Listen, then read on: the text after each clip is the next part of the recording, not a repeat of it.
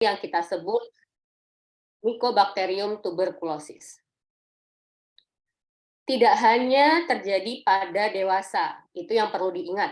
Tuberkulosis bisa terjadi pada anak, siapapun anak sekitar Anda semua. Lalu bagaimana anak bisa tertular tuberkulosis? Yang pasti adalah anak tertular dari dewasa sekitarnya, karena anak tidak bisa menularkan sesama anak, kecuali pada usia remaja sekitar di atas 15 tahun yang kurang lebih memang komposisi fisiologi tubuhnya serupa dengan dewasa. Namun, sebagaimana dikatakan oleh Badan Kesehatan Dunia dan juga Kementerian Kesehatan Indonesia bahwa anak adalah usia 0 sampai 18 tahun, anak tertular TBC lebih sering karena tertular oleh dewasa sekitarnya. Karena pasien-pasien TB tuberkulosis aktif dapat menularkan 10 hingga 15 orang sekelilingnya di setiap tahun. Menularkannya melalui drop atau dari percikan ludah. Misalkan ada salah satu orang di rumah yang menderita TB tidak menggunakan masker, saat itu dia batuk atau berbicara, dapat menularkan percikan ludahnya, yang mana percikan ludah terbawa oleh angin sekitarnya atau udara bebas, dapat terhirup oleh siapapun sekitarnya, baik anak, ibu, pasangan, atau lansia di sekitarnya. Seperti yang saya utarakan, tadi cara penularannya TBC adalah dengan percikan ludah. Dan apakah kuman yang masuk melalui penularan tersebut selalu menimbulkan sakit? Pada anak-anak ada mekanisme khusus, berbeda dengan dewasa. Pada anak, ada 3 kemungkinan bila pasien sempat terpajan dengan kuman TBC. Artinya, saat orang dewasa memiliki penyakit TB dan ada anak-anak kecil sekitarnya, ada 3 kemungkinan yang terjadi pada anak-anak tersebut. Yang pertama, anak itu tetap sehat. Yang kedua, dia terjadi infeksi laten. Yang ketiga, dia sakit TBC. Apa itu tetap sehat atau infeksi laten bedanya dengan sakit? Saat anak sehat dengan imunitas daya tahan tubuh yang kuat, dia dapat benar-benar menangkal kuman untuk hinggap, untuk mampir ke dalam sistem tubuhnya, sehingga sepenuhnya kuman tersebut dimusnahkan oleh daya tahan tubuh si anak. Tapi saat si anak memiliki daya tahan tubuh yang rendah, utamanya seperti pada bayi kurang dari 1 tahun, atau remaja di atas 15 tahun, dapat terjadi yang namanya infeksi laten. Infeksi laten adalah saat kuman TB tersebut hinggap di badan anak tersebut, namun daya tahan tubuh tidak terlalu kuat untuk menimbulkan perlindungan atau membunuh semua kumannya, tapi dia tidak menimbulkan gejala. Itu yang perlu digarisbawahi. Infeksi laten ada kumannya tetapi tidak menimbulkan gejala. Lalu yang kemungkinan terakhir adalah sakit TBC. Sakit TBC ini ya berarti si anak sudah dihampiri kumannya sudah melawan dari sistem daya tahan tubuhnya dan daya tahan tubuh yang lemah itu terkalahkan sehingga menimbulkan gejala-gejala TBC. Jadi pada anak memang tidak selalu bila ada dewasa sekitarnya TBC, pasti terkena sakit TBC karena ada kemungkinan dia tetap sehat atau dia hanya infeksi laten. Lalu TBC apakah bisa mengenai selain dari paru-paru? Yang kita kenal memang tuberkulosis menghinggapi menyerang bagian organ yaitu paru-paru, tapi itu tidak benar. Tidak hanya organ paru saja, dia bisa mengenai bagian otak, bagian kulit atau bagian tulang, hingga usus, ginjal, ataupun liver.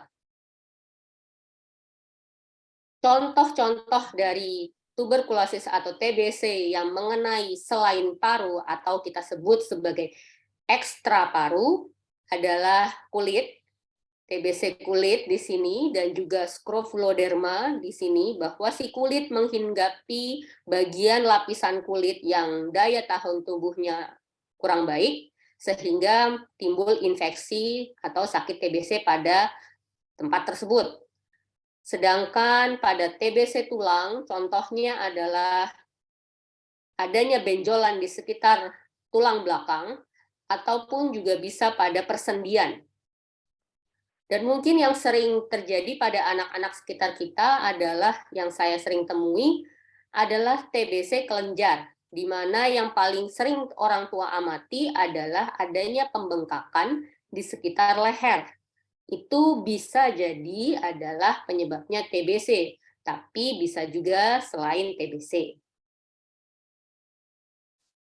Faktor apa saja yang meningkatkan resiko pada anak? Utamanya adalah usia, karena usia utamanya bayi hingga balita bawah 5 tahun, juga remaja, itu beresiko tinggi sakit TBC. Karena terkait dengan kekebalan tubuhnya juga, pada anak balita dan juga remaja memang lebih rentan. Namun sekali lagi kembali kepada daya tahan tubuh yang bisa dijaga oleh anak dan juga yang diusahakan oleh orang tua. Namun beberapa kasus seperti adanya gizi buruk, penyakit diabetes mellitus pada anak, ataupun penyakit keganasan, juga konsumsi obat seperti steroid pada jangka panjang, juga memungkinkan si anak memiliki kekebalan tubuh yang rendah, sehingga dapat beresiko sakit TBC juga. Serta adanya kontak erat itu digarisbawahi sebagai faktor utama bahwa si anak dapat terjangkit sakit TBC. Berbeda dengan dewasa, meskipun ada yang sama, gejala TBC pada anak yang utama paling sering dikeluhkan adalah batuk lama atau demam. Demam di sini tidak ada sebab yang jelas. Tren demam yang terjadi pada anak dengan gejala TBC utamanya demam yang subfebris atau sering dibilang orang awam sumeng-sumeng. Dan juga batuk lama, terutama lebih dari 2 pekan. Meskipun sudah diberi pengobatan, demam atau batuk lama ini tidak perbaikan, keluarga boleh mencurigai bahwa si anak dengan TBC, apalagi terdapat faktor resiko yang ada seperti yang saya sebutkan sebelumnya. Atau pasien juga bisa datang dengan keluhan dengan berat badan yang turun, atau tidak naik selama 1 hingga 2 bulan. Serta adanya keluhan lesu tidak seaktif biasanya pada anak-anak. Ini adalah gejala dini, gejala awal yang bisa orang tua konsultasikan kepada dokter umum, tenaga kesehatan setempat, atau hingga ke dokter spesialis anak. Bila bergejala, dicurigai TBC, segera bawa ke praktek tenaga medis terdekat. Yang akan kami lakukan, terutama oleh para dokter dan juga di fasilitas kesehatan setempat, salah satunya adalah tes tuberkulin.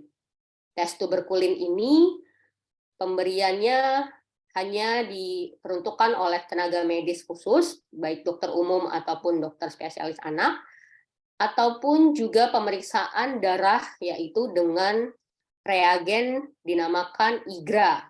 Di sini pemeriksaan khusus dan hanya bisa dilakukan setelah konsultasi dengan dokter spesialis anak. Untuk uji tuberkulin dapat dilakukan di fasilitas kesehatan primer yang bila di tempatnya tersebut ada, bisa di puskesmas ataupun praktik pribadi dokter umum. Atau di tempat kami di RSUD Ali Mansur juga tersedia uji tuberkulin dengan melalui poli anak.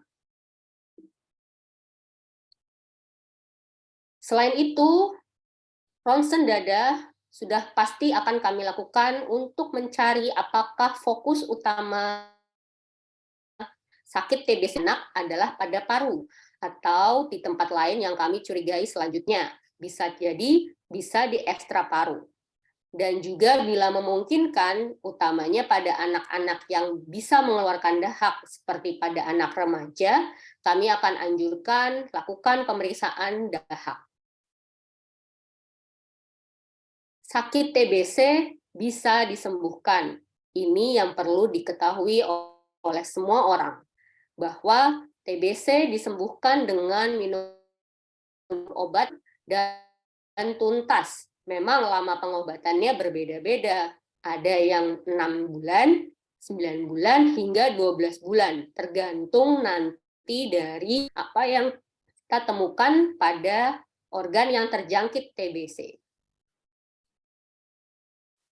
Kalau tidak diminum obat dengan teratur, akibatnya si kuman TBC nantinya akan bertambah parah.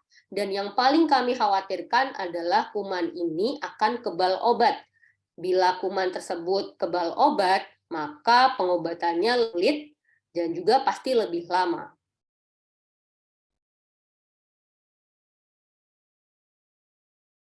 TBC seyogyanya bisa dicegah dengan vaksin BCG, utamanya pada anak usia 1 bulan. Tetapi anak yang diberi vaksin BCG tetap bisa sakit TBC, terutama yang saya garis bawahi adalah TBC yang berat. Karena BCG utamanya adalah mengurangi pajanan kuman yang terlalu banyak, hingga TBC yang biasanya pada anak yang sudah diberikan vaksin BCG adalah TBC yang ringan. Dan banyak faktor selain mempengaruhi keberhasilan vaksinasi tersebut, entah dari penyuntikannya yang benar, atau bagaimana saat pasien diberikan vaksin BCG tersebut.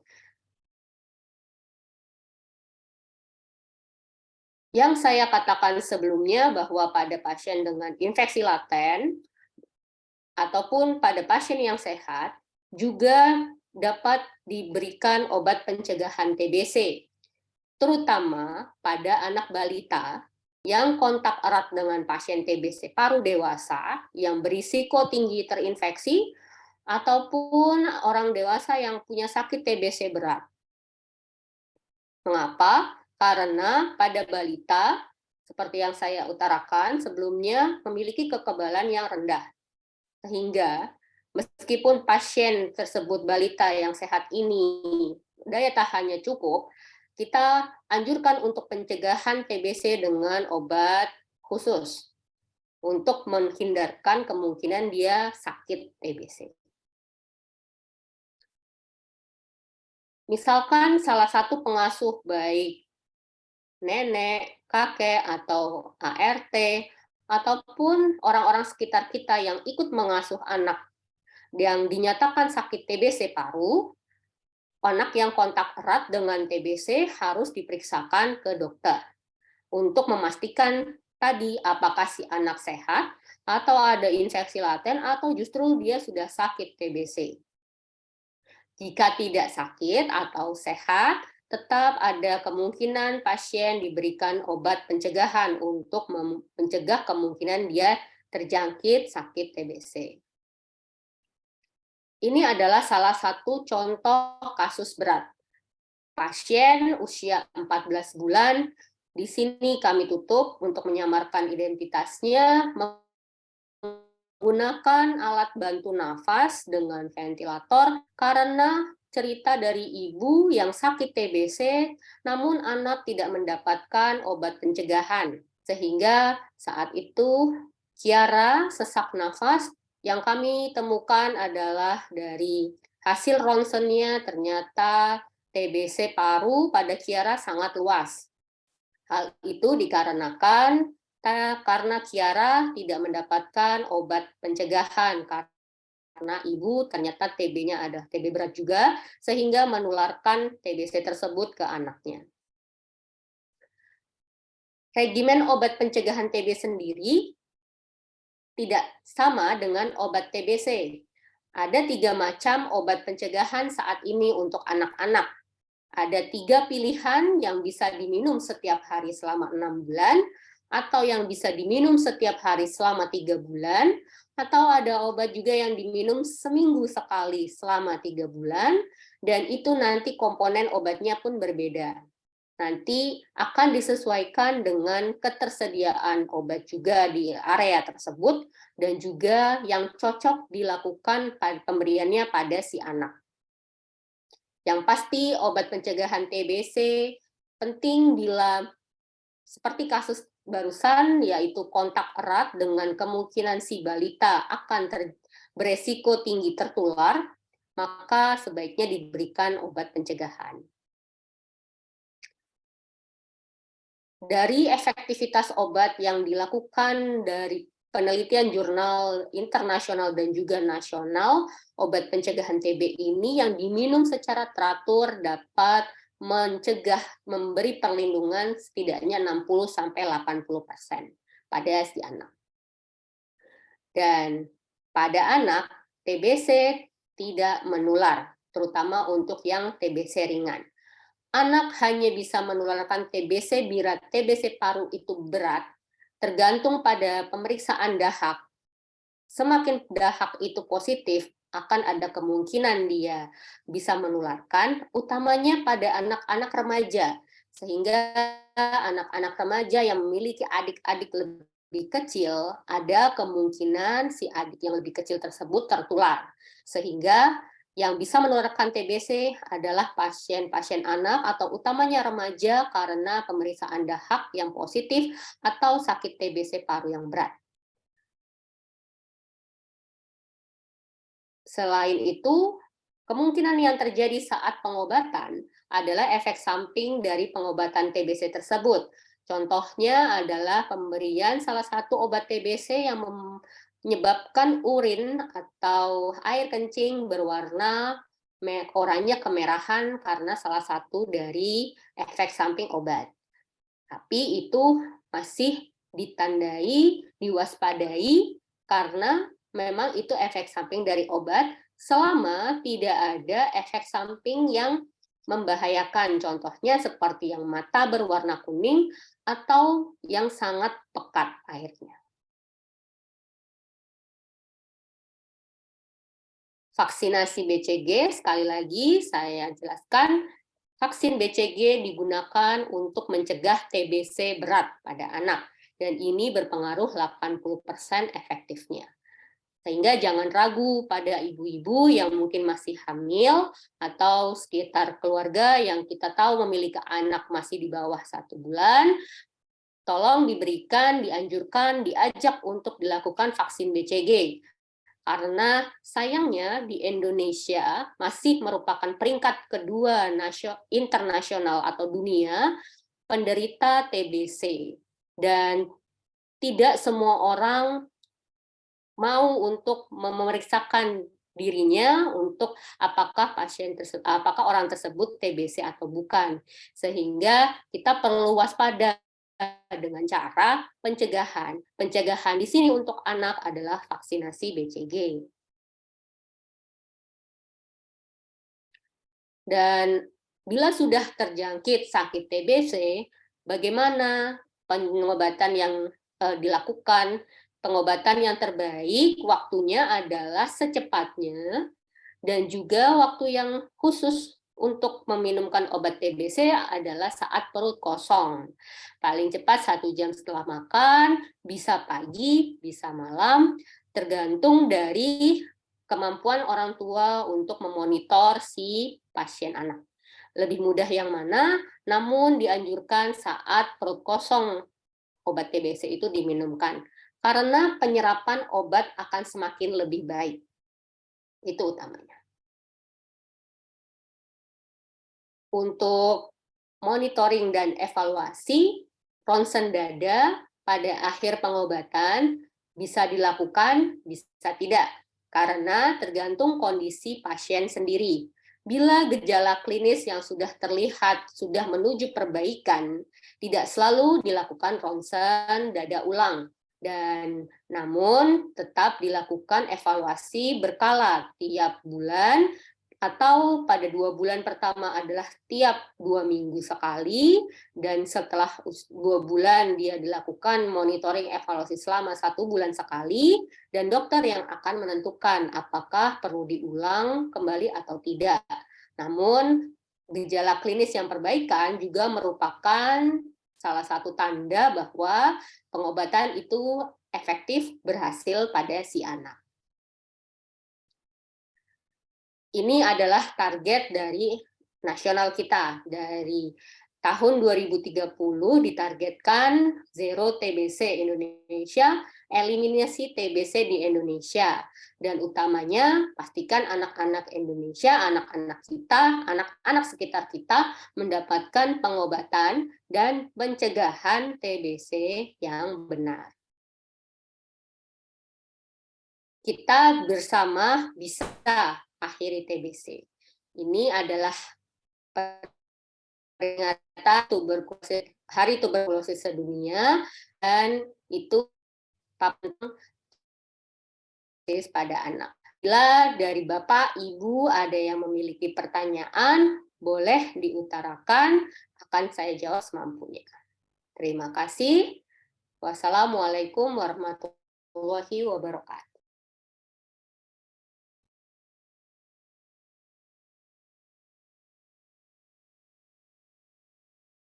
Terima kasih kepada Dr. Diani yang telah menyampaikan materi hari ini. Untuk selanjutnya yaitu diskusi dan tanya jawab.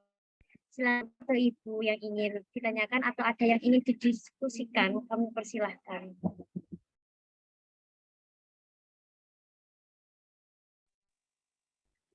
Baik, terima kasih. Selamat pagi. Selamat pagi. Ya, dari Puskesmas Kenduruan, Bu, tetangga RSAM kebetulan. Ya. Yang pertama, untuk kontak erat pada anak itu diagnosanya, penegakan diagnosanya tentunya dengan tes-tes tadi ya tentunya. Jadi tidak mungkin anak kecil itu kita tes untuk dahak atau mungkin dengan pakai rongsen. Jadi kemudian kalau didapatkan pada awal mungkin si kontak erat itu untuk pemeriksaan di awal itu sudahlah katakanlah positif, berarti dia harus mengikuti pengobatan TB. Tapi pada saat si anak itu mungkin dikontak perlu berapa waktu untuk mengecek ulang supaya anak ini bisa terdeteksi nanti kalau memang tertular. Yang pertama itu. Kemudian yang kedua, untuk pengobatan pencegahan, ini tentunya mungkin di puskesmas ada obatnya atau memang di rumah sakit. Pertanyaannya, kalau obat TB sepenuhnya kalau di program puskesmas tentunya gratis. Kita tidak pernah narik dan itu disediakan oleh pemerintah. Kemudian untuk obat pencegahan ini, apakah bisa diperoleh di puskesmas atau di rumah sakit? Dan kalau memang di rumah sakit, apa harus berbayar untuk obat pengobatan ini? Mungkin 2 pertanyaan itu yang kami bisa sampaikan untuk diskusi saat ini. Terima kasih Bu dari Kenduruan ini, Puskesmas Kenduruan. Matur suwun.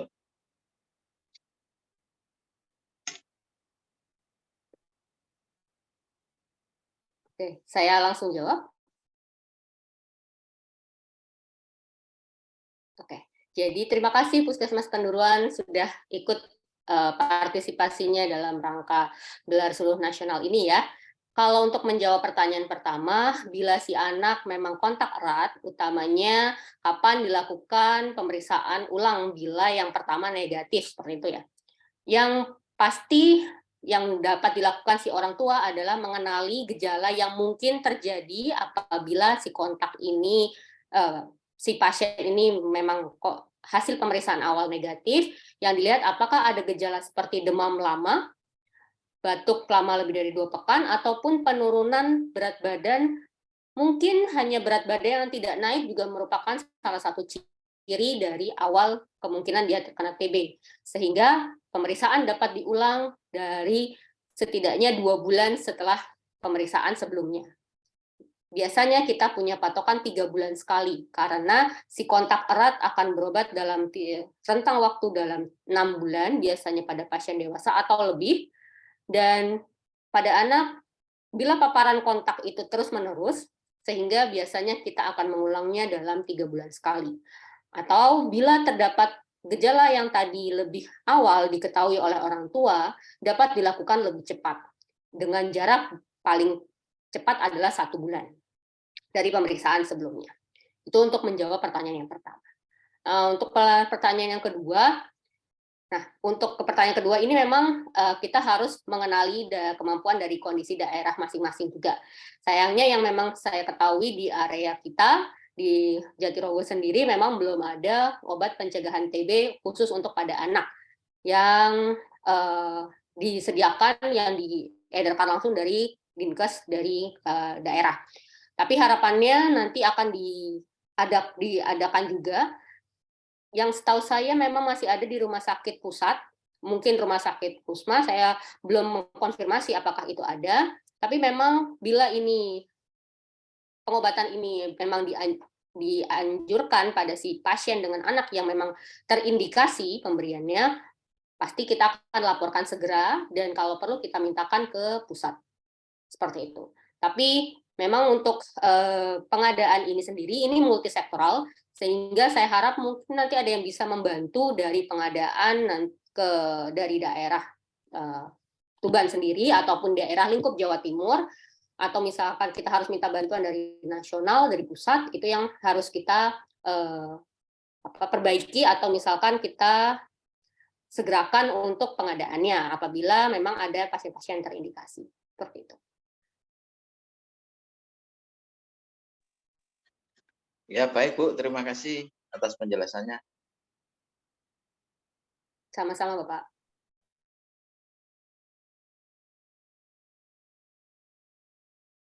Mohon izin dokter, ini ada pertanyaan dari BPLRSAM. Untuk yang pertama, pertanyaannya itu bagaimana penanganan pada bayi baru lahir dari ibu dengan TBC aktif? Dan yang kedua yaitu apakah ibu dengan TBC aktif boleh memberikan ASI pada bayinya? Oke, yang pertanyaan pertama tadi, apakah si ibu bayi lahir dengan ibu dengan TBC aktif? Oke, jadi kita mengenali bahwa TBC sendiri ada kemungkinan ada yang namanya TBC neonatal atau TBC kongenital. Ini akan membedakan nantinya saat dia dilahirkan, apakah si ibu memang sudah dalam pengobatan TB. Yang dibilang di sini adalah dengan TBC aktif. Nah, yang bisa dilakukan kalau misalkan diketahui sejak awal, saat sebelum melahirkan atau dalam saat awal proses persalinan, adalah memastikan plasenta ibu bisa untuk dilakukan pemeriksaan khusus, utamanya untuk mengetahui apakah si ibu memang menularkan TBC itu melalui darah, meskipun kemungkinan itu sangat kecil. Tapi ada kasus dengan TBC neonatal yang TBC kongenital yang dapat terjadi pada anak dari ibu TBC yang aktif. Sehingga pasien yang aktif nantinya saat lahir juga akan dilakukan pemeriksaan, yang dapat dilakukan adalah pemeriksaan IGRA ataupun pemeriksaan plasentanya. Dan untuk yang kedua, apakah ibu dengan TBC aktif boleh memberikan ASI pada anaknya?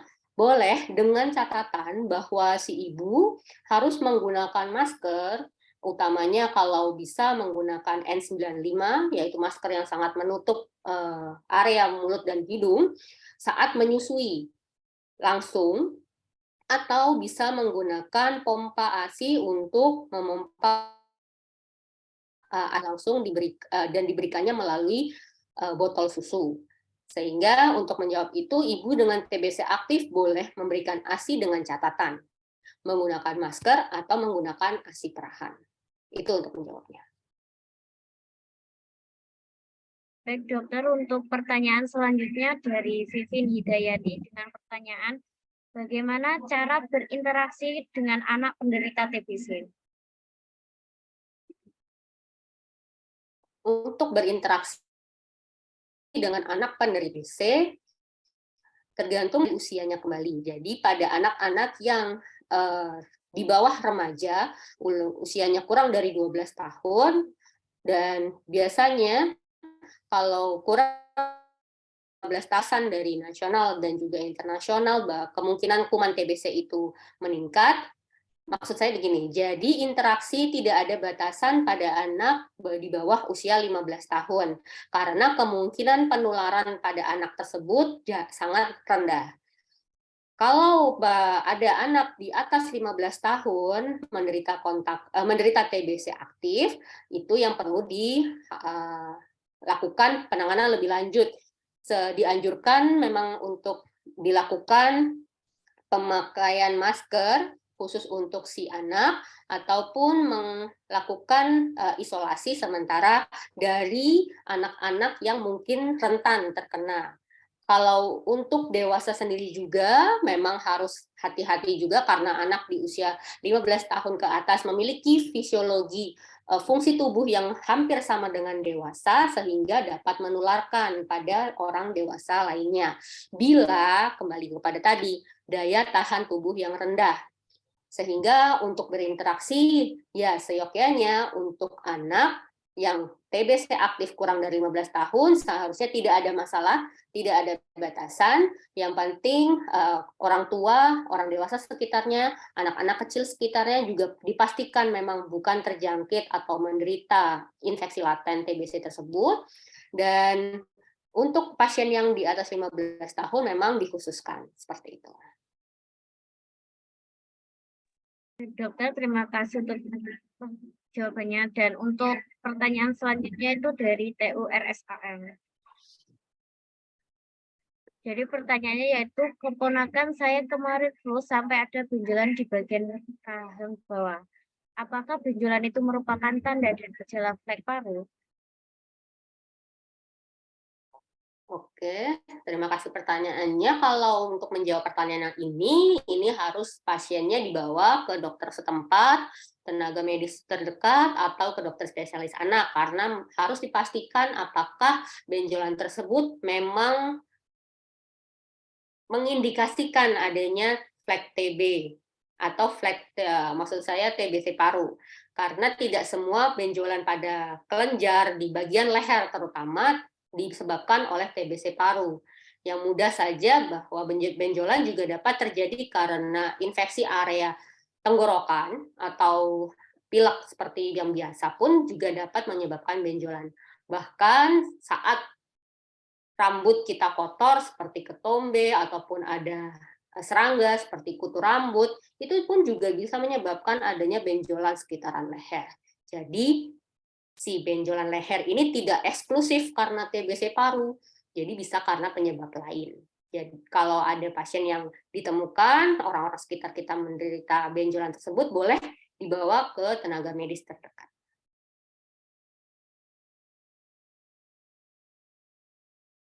Untuk pertanyaan selanjutnya, Dok.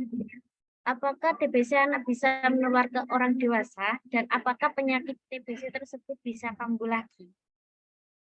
Kalau untuk yang pertama sudah saya jelaskan, tapi saya mau garis bawahi lagi bahwa yang bisa menularkan pada dewasa hanya memang yang usia remaja. Itu pun memang yang harus dipastikan dari dahak yang dilakukan pemeriksaan dahaknya pada si remaja ini memang positif. Karena pemeriksaan dahak pada remaja yang positif itu mengartikannya adalah kuman TBC-nya itu sangat banyak, sehingga kemungkinan untuk menularkan pada orang dewasa, apalagi si orang dewasa tersebut juga daya tahan tubuhnya rendah, itu sangat mungkin terjadi. Jadi tergantung usianya lagi. Kalau pada anak di bawah remaja, itu sangat-sangat kecil kejadiannya untuk menularkan pada dewasa, karena si kuman TBC tadi itu biasanya tidak tinggi pada anak di bawah 15 tahun. Itu pun karena pasien-pasien seringkali mendapatkan perlindungan awal dari BCG yang di usia bayi tersebut. Sehingga dari vaksinasi BCG itu juga sangat mempengaruhi untuk penularan nanti di usia selanjutnya. Seperti itu. Dan tadi untuk pertanyaan kedua, tadi saya lupa pertanyaan kedua apa ya?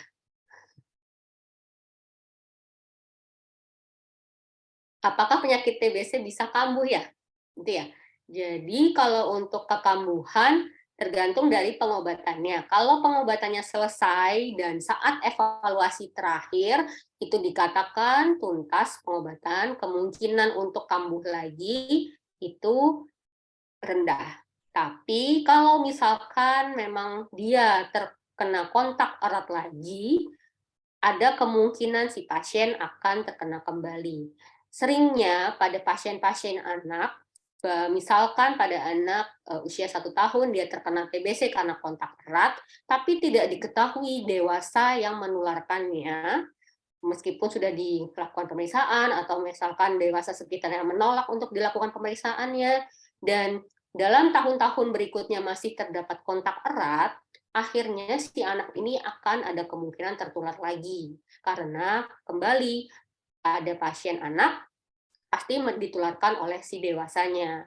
Seperti itu. Tapi kalau untuk pengobatan sendiri yang sudah tuntas, kalau memang teratur dan dari evaluasi bisa dinyatakan tuntas, harapannya sih memang kecil untuk kambuh kembali.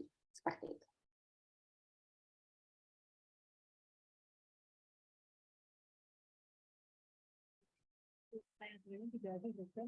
Untuk pertanyaan selanjutnya sudah tidak ada, dokter.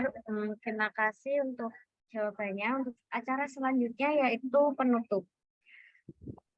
Sebelum marilah kita tutup acara ini dengan mengucapkan hamdalah. Alhamdulillah. Untuk sebelum penutupan kita, untuk partisipasi bisa on cam semua untuk acara sesi foto.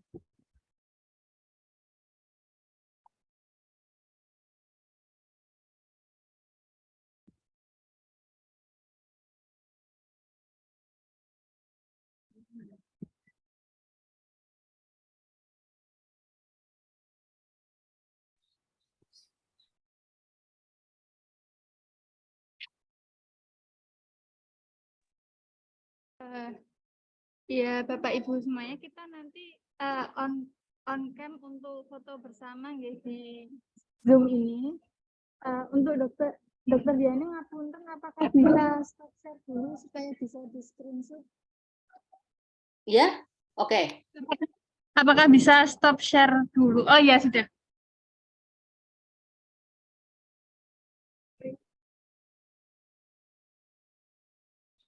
Oke.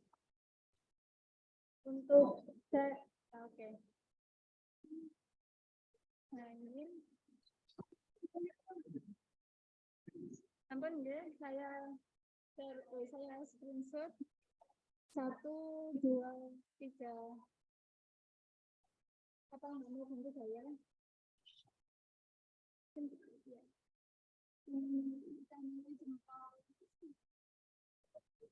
Satu, dua, tiga.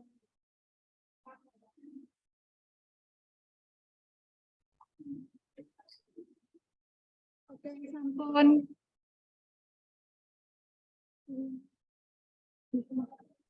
Semoga pertemuan ini bisa bermanfaat bagi kita semua. Saya sebagai MC mohon maaf apabila ada kesalahan dalam penyampaian. Kepada Allah mohon ampun, saya akhiri. Wassalamualaikum warahmatullahi wabarakatuh. Waalaikumsalam warahmatullahi wabarakatuh. Terima kasih sebagai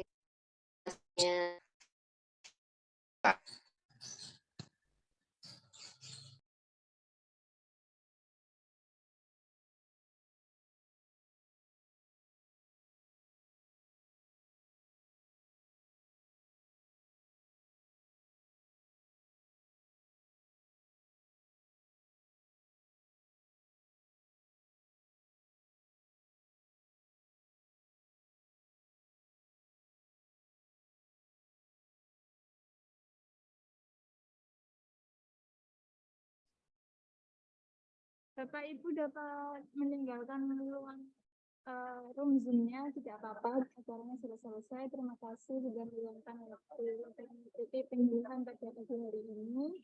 Semoga ini yang didapatkan selalu dapat bermanfaat untuk kita semua.